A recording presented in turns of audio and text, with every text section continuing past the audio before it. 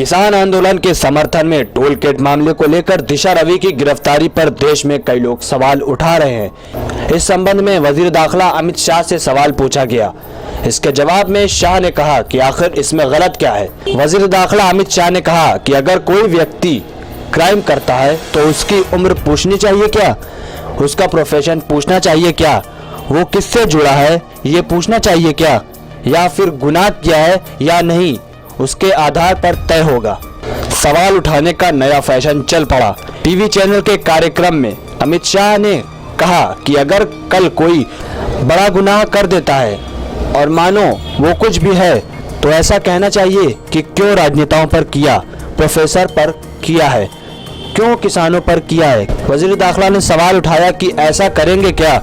शाह ने कहा कि ये क्या नया तरीका निकाल लिया है, जेंडर, प्रोफेशन और उम्र इसके आधार पर तय होगा कि एफआईआर होगी या नहीं, या गुनाह किया है या नहीं इसके आधार पर तय होगा। उन्होंने कहा इस देश में अदालत है या नहीं, अगर गलत एफआईआर है तो आप उसे खारिज करने के लिए अदालत जा सकते हैं। वजीर दाखिला अमित शाह ने कहा किसान आंदोलन से जुड़ी जांच को लेकर वो केस या उसके मेरिट के बारे में कुछ नहीं कहेंगे।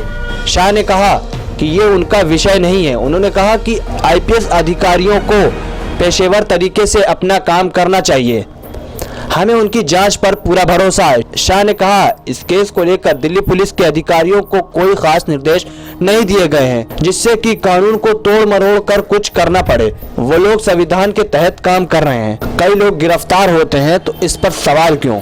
शाह ने कहा कि 21-22 साल के कितने युवा होंगे जो गिरफ्तार होते हैं, तो फिर एक खास मामले को क्यों उठाया जा रहा है। उन्होंने कहा कि दिल्ली पुलिस के पास कुछ तो सबूत होंगे। शाह ने मीडिया पर भी उठाए सवाल। उन्होंने कहा कि मीडिया भी इसमें लग जाता है, कोई पूछे तो सिर्फ आप ही क्यों, देश में 21 साल की कितनी बच्चियां हैं। उन्होंने कहा कि दिल्ली पुलिस पेशेवर तरीके से अपना काम कर रही है, हो सकता है कि असेसमेंट में गलती हो, मुझे मालूम नहीं है। हालांकि गलती होने की संभावना कम है क्योंकि ये संवेदनशील मामला है। लेकिन जिस तरह से दिशा रवि की गिरफ्तारी पर लोग सवाल उठा रहे हैं उस पर वजीर दाखिला अमित शाह ने भी अपना रद्द-ए-अमल जाहिर किया है। अब देखते हैं कि आने वाले वक्त में क्या होता है।